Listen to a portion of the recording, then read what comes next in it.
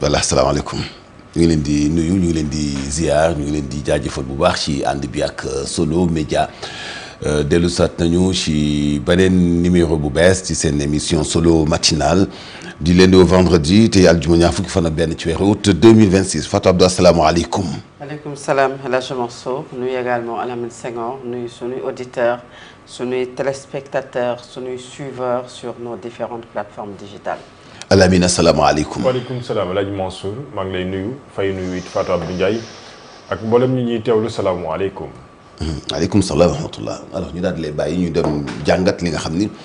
mooy union mooy li gën a fës ci bopp yéenekaay yi tey ci Sénégal. waaw l'info la ñu koy dooree ni ki tey yéenekaay bi nag ñëwaat ci taw yi nga xamante ne am na ni ki démb ci biir réew bu Sénégal muy ci Ndakaaru ci Tambacounda Kédougou ak yeneen gox yu fasantikoo ci biir réew bu Sénégal yéenekaay bi nag nee nañu gannaaw taw yi am na ay dégâts yoo xamante ne am na ci li nga xam ne moom mooy taw yooyu ndax bu ñu demee ca Tambacounda pare wala ca Kédougou gis nañu ne am na daanaka nit ku fa gaañu maanaam ku ñàkk bakkanam ca diwaan bu Touba it am na ku ca ñàkk bakkanam am na ay yeneen yàqu-yàqu yoo xamante ne am na ci biir réew bu Sénégal gannaaw mbënn bi El Hadj Mansour loolu it beneen jafe-jafe la boo xamante ne c'est face aujourd'hui au gouvernement. voilà mu nekk métitant di tiis itam ñu jëkk jaale ñi nga xam ni ñoo ñàkk seen bakken mais am na yoo xam ni itam foog ñu respecter dogalu yàlla ci ni mu koy tëggee parce que ngelaw la ngelaw lu jiitu taw la lay taayoo ko en général nag ngelaw lu bëri moom tout dépend ci fi mu lay fekk tout dépend itam ni dogalu yàlla di ñëwee mais en général parce que boo demee ay quartiers yu mel ni cité Balabé Thiès démb heureusement bi ngelaw li di ñëw ñu bëri dañu teel a comprendre daw génn seen kër yi mais am na garab yu daanu ay xay yu daanu ci ay kër yoo xamante ni bii bu fa fekkoon nit itam mën naa def njombe comme li xew Tamba comme li xew Touba nit ñi itam fokk souvent ñuy def ay prévention ci seen bopp buy taw buy ngelaw génn jaaduwul il faut nga koy fàggandiku parce que luy dund la ànd ak nature bi te force bi mu am yow nit ki xëy na amoo doole jàkkaarloo ak moom à moins que yàlla musal la si rek mais du tee nag ñu wax li ci responsabilité nguur gi Al Amine chaque année bu nawet bi daan jege si service yu nekk ci collectivité territoriales yi ak waa service d'hygiène ak mbooleem service yi ci impliqué dañu daan dagg ay garab xool fiilu courant yi nga xam ni bu ngelawee day bàyyee mën a dagg fiilu courant yooyu ñu éliminer bànqaas yooyu te dañ daan wax sax naan yow bu garab nekkee sa kër ba màgg yow amoo sañ-sañ sax dagal ko sa bopp parce que am na technicien yoo xam ni ñoom ñoo habilité pour dagg ko te du ñu def du ñu indi benn yàqu-yàqu ren nag yéen ñëpp yéen a ngi dox ci dëkk bi yéen a ngi seetlu man de gisuma fenn foo xam ni bi nawet bi jige si waajal nañu dagg bànqaas yooyu jaxasoo ak fiil yi donc nguur gi jamono jooju nga xamante ni bi collectivité territoriales yi dañu war a ànd ak service yi nekk ci seen ay communes pour waajal balaa nawet bi ñëw jamono jooju ci sos ay parti politique ak ci politique dong la ñu nekk ak lawal seen ay mandat fàtte askan wi complètement chaque année itam depuis Abdoulaye Wade ba léegi wala même avant Abdoulaye Wade avant l'an 2000 ba léegi mënuñuy dund problème mu inondation Sénégal li fi nekk ci ay techniciens li fi nekk ci ay kii buy dëkk nag ba ñoo fekk si déeg boobu moom moo fekk si ndox mi mais nag service yi nga xam ñoom ñooy def lotissement ñooy dagg ay kër xam ni fii ñuy dagg bu nawet jotee dëkkuwaayu ndox la wala yoonu ndox la ñu wutal ko ay motuwaay ba nga xamante ni bii bu tawee ndox mi fa mu doon nekk lay nekk waaye bu ñëwee dina am beneen yoon bu ñu ko jaaralee ba du def ay loraange foofu donc dafa bari ay responsabilité yi nga xamante ni boo ko jëlul mais bu yàlla ñëwee ak dogalam muy taw ak ngelaw nit contrôlé wu ko yàlla moo koy contrôlé yow prévention donc la man ak jël sa ay motuwaay wàññi sa ay garab def ay canalisation ba nga xam ne bu ñëwee du inondé bu ñëwee garab yi bu ñu daanoo duñ def ay loraange mais li yàqu démb ci Sénégal tey bu fekkoonte woon ne États-Unis la xewee même réseaux sociaux yi nekk Sénégal sax dañu koy commenté naan li xew fee lu xew fee États-Unis ngelaw la taw ba France taw ba ngelaw la léegi nag taw beeg ngelaw li fii lay xew Sénégal et tu vois que taxul sax mu am engouement bi mu war a am taxul ñu jox ko gëdd bi ñu ko war a jox malgré li yàqu ci alal dafa bëri ay oto yu bëri ay garab dafa daanu ci seen kaw muy alal ju bëri ju yàqu te li ko sabab mooy càggante kilifa yi nga xam ne ren taluñu sax wàññi bànqaasu garab yi ngir bu ngelawee mu mën a bañ a dagg fii ak garab yi di daanu malheureusement depuis avant nawet bi ba léegi politique dong moo leen yitteel. Fatou Abdou Ndiaye waroon nañ ko xaar ndax lu mënta ñàkk la nawet ji yegg si ak ay jafe-jafe yoo xamante ne parallèlement dafay am taw gi bëri na ngelaw gi bëri na finalement on a vu les dégâts. maanaam dégâts yi mooy dégâts yi nga gisoon en 2012 léegi nag fukki at ak ñeent ñun gis nga ñun sunu état yi sunu dirigeants yi ak sunu autorités yi da nga naan parfois ñi dañuy nelaw ñii entre temps parce que c'est-à-dire li fi jot a jaar yëpp depuis 2012 wala ñii fan la ñu nekkoon ci les questions les plus essentielles. taw la def Macky Sall wàcc aéroport Léopold Sédar Senghor ñëw supprimer li nga xam ne moom mooy Sénat ñëw ne parce que mbënd bi moo tax koppar googu dañu koy dugal ci jàppale askan wi ñi loru woon ci mbënd mi ñu yóbbu leen foire dëkkal leen fa. ñu dem fondation Servir le Sénégal bu Marème Faye Sall ne moo leen di toggal ay laax ñu leen di toggali ceeb ñu nekk fa ak seeni famille déjà foofu na mu mujjee scandale ci ñenn ñoo xam ne ña nga fa ak la fa nekkoon mujj gi ndax amul contrôle nit ñi gis nañ ko après ci quotidien yi. le président Macky Sall xëy taxaw ci weeru septembre su ma juumul le 19 ne dafa dem lancer le plan décennal de lutte contre les inondations avec plus de 700 milliards de francs CFA milliards ñu koy wàññi di ko wàññi ba mu toll ci 700 000 ñu ne dañ koy jël ñu dugal ko ci wàllu inondation ci réewu Sénégal. Entre-temps, qu'est-ce qu'on a fait? Aujourd'hui, quand tu vois certaines localités, il y a un problème de canalisation. Ak ñan lañu jox marché yi, ak ñan ñoo tabax quartier yooyu, ak naka lañu fexé ba même quartier yu bees yi di am problème de canalisation parce qu'il y a pas de suivi. Bañ ko bëggee résoudre nan lañu def? Bi ñëpp taxawé di wax opposition, gis nañu ancien premier ministre ki nga xam ne mooy Abdoul Mbaye taxaw fii ne li ñu wax ne dañ ko dugal ci koppar ci wàllu plan décennal de lutte contre les inondations daanaka defuñu ci dara. Et d'autres personnes, même la société civile, interpellaient l'État du Sénégal, jamono jooju noonu lan la ñu def à la place d'une commission d'enquête parlementaire ñu def une commission d'information. Député yi lan lañ xam ci ñaata béton la ñu def fii même information kan moo leen jox information yi qui sont les services yoo xam ne ñoo jox information au lieu de faire une enquête ils se contentent non seulement de faire une commission d'information et même jamono jooju ñenn ñi nga xam ne dañ nekkoon opposition te ñu capté leen pour que ñu bokk ci commission bi après ñoom ñoo wër ci télé yi. mel ne ñoom ñooy justifier koppar googu nga xam ne état bu Sénégal def na ko nga xam ne mujj gi nee na lu toll ci 511 milliards la dugal maanaam téeméer bi boo ko jëlee 66% nee nañu def nañu ko ci mbënd mi. Alamine li xew ni Sénégal nuru na la ne yow dugal nañu 66% ci wàllu inondation coowal inondation bi bokk na ci lu yóbbaale Fatou També du yéen a ngi koy fàttaliku moom mi nga xam ne moo nekk ministre délégué topp ci ginnaaw jëwriñ ju ñu dénk wàllu cadre de vie. ak wàlluk li nga xam ne moom mooy lu jëm ci wàlluk dëkkuwaay yeeg wàlluk yeesal yi nee na moom lu jëm ci budget ba nga xam ne moom moo ñeel mbir moomu xamu ci gisu ko entre 2014 2015 ak 2016 ba mu paree lan lañ ko def ba mu wàccee ba mu xataraayoo ci biir pencum ndaw réew bu Sénégal dañ ko dàq ça veut dire que ne amuñu xembam teef ngir indil ñu solution loolu jeunesse rek la woon l'état est une continuité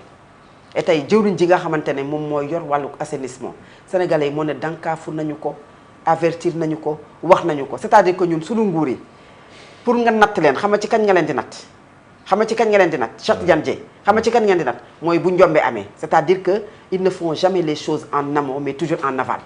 gis nga bu mbënn amul woon nit ñi dañu koy tàccu ne il a fait un excellent travail mais gis nga bi mbënn amee ce sont là que les Sénégalais se rendent compte que ne mais non seulement nawet bi nawetam la mais encore les Sénégalais pataugent dans les eaux sunu borom moo ko am moo ko moom te moo koy jël saa bu ko neexee mais am na yu koy occasionné yoo xamante ne laxisme parfois de nos autorités là comme ce qui se passe dans les routes sur les routes ci tali yi mais également loolu moom moo am ci inondation yi il faut que les gens disent au ministre de l'assainissement que ne inondation yi Sénégalais yi xaar ñu woon ñu nekk ci situation bi en 2026 moom Cheikh Tidiane Dièye que au moins mënoon nañu amoindrir li nga xamante ne mooy dégâts yi ba du jural Sénégal li nga xam ne daanaka pour ndox bi mu boo ko calculer woon en millimètres nga xamante ne yegguñu ci benn stade boo xamante ne war nañu nekk tey di wàññi ay nit yu ñàkk seen bakkan di ci wàññi ay blessés wala di ci wàññi ay dégâts matériels yoo xamante ne c'est considérable et kenn mënu ko expliquer malheureusement situation boobu moom moo am Sénégal. ce qui est grave mooy yu mel ni Moussane am ñu ngi koy fàttaliku nguuru Abdoulaye Wade boobu Ousmane Ngom moo nekk ministre de l'intérieur. exact. automatiquement dañu déclencher plan Orsec déployer équipe yu dem seeti les victimes. jël ay motuwaay assister les familles. Macky Sall nguuram pare bi mu demee noonu moom dafa écourter ay vacances am. moo ko fàttee 2012 dafa écourter ay vacances am mu metti ñu déclencher plan Orsec def ay appel de détresse nit ñi dajale seen xaalis nuñ ko doon woowee sax woote ndimbal yooyu noonu. ku nekk ñëw indi sa xaalis. mais ba léegi yow gisoo communication gouvernement bu tey bii nii kenn waxul c'est-à-dire comme ñun kenn gouverner wuñu gisoo kenn déggoo kenn waxuma la ñi deede ki deewee Touba ki deewee Matam mais li xew cité Balabé kese Thiès jaraw na état démb ak tey mu communiquer ci lu nit mën a dégg ci ay effort bàyyi ay kër ñoo yàqu yow imaginez benn geste bu ndaw maanaam sa robinet fuité ci sa salle de bain 1 heure de temps après nga soo ko yëg yow toute la journée doo am jàmm imaginez kërug lëmm nag garab daanu ci ardoise yi toj wala kër gi daanu ba mu am balcon bu daanu yow dong tu es seul gisoo kenn ku la assister loolu ñu ñëw filmer la dugal la ci réseaux sociaux yi à part ça gisoo ku la assister c'est-à-dire déggoo benn yoon ay jéego yi wane ni gouvernement bi mu ngi def effort buy wane ni ñu ngi taxaw les victimes wala est-ce que ñoom yëg nañu taw na est-ce que ñoom yëg nañu ni sax dëkk bi taw na. yëg nañ ko de. non je ne pense pas yëguñu ni dëkk bi taw na nañu xam ni dëkk bi dafa taw inondé laataa muy taw dafa ngelaw dafa am ay bakken yu rot ay quartiers yu faay garab yi daanu kenn amul foo jaar ay nit yoo seen ay fas di dawal ba yàgg courant bi masse fas bi daanu dee sur le coup est-ce que ñoom yëg nañu ni ci biir Dakar ci capitale bi dafa am ay garab yu daanu ci kaw ay oto ay nit ñàkk seen alal yàqule ay yoon impraticable ñoom yëg nañu ko ñun dëkk bi am na gouvernement buy bàyyi xel ci coono askan bi pendant 24 heures déggoo seen communication gisoo seen délégation gisoo ñu annoncé ni xam nga nguur moo gën a bëgg ko gis bu ñu defoon tey mobilisation yoo xam ne dañu activer seen ay services ñun ñëpp ci jot lu ngeen yëg ci affaire yi. man dafa am lu ma. non c'est vraiment dommage. dafa am benn remarque xam nga bu weesoo nag le débat politique bu ñu ñëwee ci secteurs yi ce sont les secteurs les plus importants. et qui concernent tout le monde mu war a am benn sursaut national ci loolu ñëpp xam ne lii kat bu loroo ñun la bu defaroo ñun la mais dama sentir benn absence de coordination j'aurais bien aimé ñu démentir loolu ci seen ay actes ak sax ñu wax ko de coordination entre les services et même une peur de communication maanaam personne ne veut prendre la responsabilité de communiquer ci benn fait parce que ragal nga ne soo ci waxee xëy na mën nañ la jiiñ la responsabilité te moo ne du yow kese xëy na ci yeneen service ci la ñu bokk ragal jiitewul ak secteur bu mu mën ci doon maanaam il faut avoir le courage de ses idées ça c'est un mais également de ses actes loo def te poser ko nga justifier ko et absence de communication ce n'est pas bon pour un État parce que manque de coordination manque de communication moom ngay nemmeeku ci actes yi nga xamante ne fan yi yëpp daanaka ñu ngi koy poser et ça concerne les populations la communication du conférence de presse pour attaque pour contre-attaque pour weddi ay tuuma ak tuumaal sa morom ak saxal gis nga sénégalais ils sont très avertis ki wax dinañ ci segg wax ji mu wax ndax li mu wax dëgg la wala ndax li mu wax du dëgg mais nag bu ngeen yoree yéen seen secteur ak seen domaine li leen war mooy ngeen wax ak sénégalais mais ñaata mesure aujourd'hui la ñu fi jël ci loo xam ne ci askanu Sénégal la jëm ci ay communiqué nga koy yéegee Alamine Senghor ça c'est pas normal beneen bi communiqué sax mën nañ ne forme de communication la mais c'est insuffisant doyul beneen bi mooy lu mel nii tey waroon nga même bu dee def déclaration wala nga sol sa dàll dem dans un des lieux yoo xamante ne xëy na loru nañu ci sonn nañu ci bu la neexee sax jël peut-être chaîne bi nga xamante ne mooy chaîne nationale ànd ak ñoom et puis tout le monde va reprendre ça mais bu dee kenn amul c'est-à-dire que taw bi du tey c'est-à-dire que depuis 24 heures 48 heures mi ngi taw les dégâts de plus en plus dafay gën di dem amul lenn loo xamante ne teg ngeen ko kenn sañul wax ku nekk daw di làqatu pour kenn du wax ragal wax ak nit ñi ku nekk daw di làqatu. kon am na ko deful li mu war dara. non mais c'est-à-dire que tey jii tey fii ñu nekk tey. est-ce que da ngaa gis ku def. ci ñi war a def sax est-ce que gis nga ko def. c'est ça même fi ñu nekk tey bu amoon tey kenn ku def mais les responsabilités doivent être situées. Exact. parce que tey du ñu jël un reporter non dañuy daan demander des comptes à Fatou Abdou et à Mansour Diop. mais yéen ñi nga xam ne yéen a nekk ci kaw soit vous donnez des ordres au service yi nga xamante ne ñoom ñoo war a wax ñoom ñu wax wala yéen ngeen wax ak askanu Sénégal ça je le dis et de façon maanaam mooy depuis un certain temps yow mii journaliste nga man taskatu xabaar la Mansour pareil ndax communication gouvernementale ni nga ko doon dunde ndax yaa ngi koy dundee noonu ba tey réew mu naqaree waxee nag mooy Sénégal. je ne parle pas parce que c'est sous Ousmane Sonko wala sous Al Amin Lo dama ne yow li nga doon sentir en termes de communication il y a quelques mois est-ce que yaa ngi natt loolu ci communication ci ay secteurs yu bari ci gouvernement moo tax ma ne xaw ma ragal la xaw ma tension politique bi ñu mel ne lu nekk entre guillemets wala boo querelle politique yi la xaw ma guerre de positionnement la xaw ma peur de prendre une décision et d'assumer ces actes là man j'aurais bien aimé quand même ñu jox ay réponses sénégalais yi par rapport ak li am bu weesoo wax nag léegatu kese ndax lu bay mooy ñu wut pexe ci jafe-jafe yi et jafe-jafe yi inondation bi ñun bamtu nañu leen de màggal dañu doon ñaan naan maanaam taw ak ni mu nekkee xéewal ngay ñaan màggal Touba naan yàlla bu mu taw man de dama doon ñaan màggal Touba naan yàlla bu mu taw parce que tout simplement su tawee li mu mën a jur ci ñi nga xamante ne ñoom ñoo fa nekk yàlla sunu borom suturaal leen ba tawul ça veut dire que bu tawoon gis nga Touba na mu inondé kon bu tawoon kon ñoom solution yi ni nga ko teg ci ñaan yàlla maanaam ils ne font rien Dieu est au début à la fin de tout mais ñoom ñi ngi ko teg lu dul bu mu taw pour que ñu xam ne ils ont fait de bons résultats parce que bu tawee wala bu taw bi baree ñu am mbënn ñu wane ne nekkate ñoom li ñu leen doon xaar ci liggéey defuñu loolu à 100%. foo mu taw nag Fatou foo mu taw de. te faaw mu taw nag faaw mu taw de Alaaji bu ñu suulee xorom sax day taw bi compliqué na déjà xorom la ñuy suul am na kër bu effondré foofu ci Khadija Mahécor Diouf fi mu nekk nu mu tuddati. Parcelles Assainies. waaw am na kër gu fa effondré. golf encore une fois loolu yëpp ci dégâts yi la bokk yoo xamante ne mënuñu ko ñàkk cité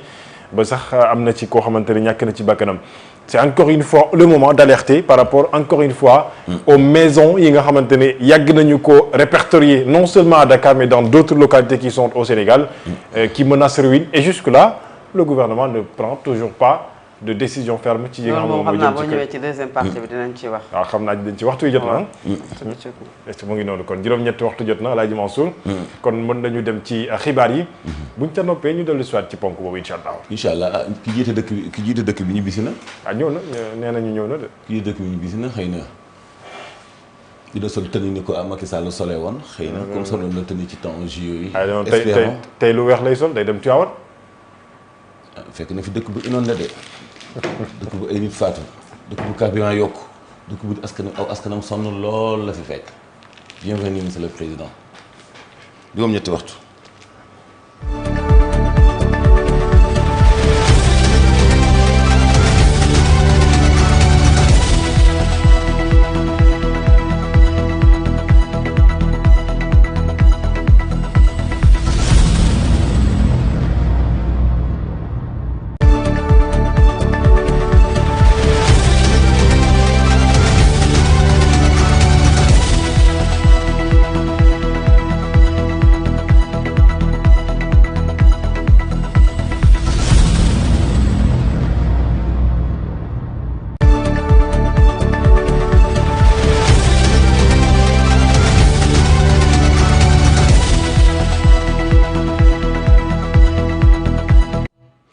Solo Média juróom-ñetti waxtu salaamaaleykum li gën a fees ci bopp xibaar yi démb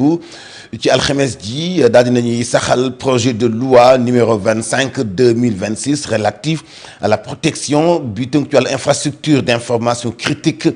ak sécurité numérique dinañ ciy dellu soit lu mooy loolee dinañ wax itam ci ñaari téeméer ak fanweer ak ñeent interpellation fii ci Dakar ci opération yi ñu doon amal kuréel yi yor wàllu droit de l'homme yëkkati nañ ci seen ay kaddu. dinañu dégg la ñu wax ci xibaar yi médecin pharmacien chirurgien dentiste ak spécialiste daañu dem grève